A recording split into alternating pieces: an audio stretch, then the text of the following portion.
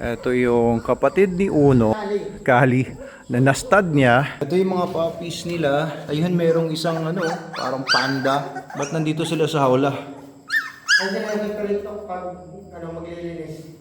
1, 2, 3, 4, 5, 6, 7. 4 males, 3 females. Ay, parang si, parang si Uno. Good girl, Kali. Good girl. May maternal instinct lang siya ngayon kasi nanganak siya. Ay, yung batik. Anong ito? Sa kasarian, lalaki? Lalaki. Ah, lalaki. Parang gusto ko yan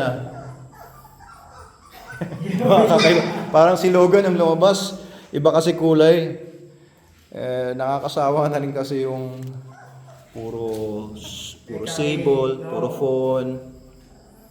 Good girls, good boys. So cute Oo, sige. Breed kaya natin to. Parami tayo ng ganyang klaseng Malinois. Good girl! Good girl! It's okay. Malaking babae din. Ganda rin ang sura. Ayos yan ang kapatid. Tapos yon mga inbred ni Uno tsaka ni Kali. Ayan, tingnan natin ang galaw nitong si Kali. Sige pa, paglakari mo. Maganda rin kumalaw. Pikas din. Very good. Good girl, Kali.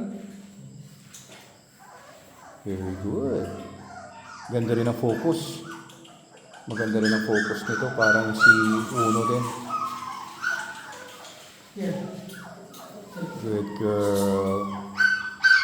Very good. Very good. Good. Ayan, ito yung lugar nila. Gagalit. Sige, labas na ako. Gagalit si Kali. Whelping area namin sa ngayon. Whelping area.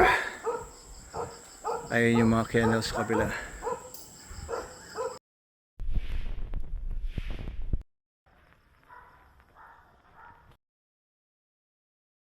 Ayan, nililinis na para magpadede na si Kali. Tignan natin kung anong mangyayari sa mga inbred puppies na to.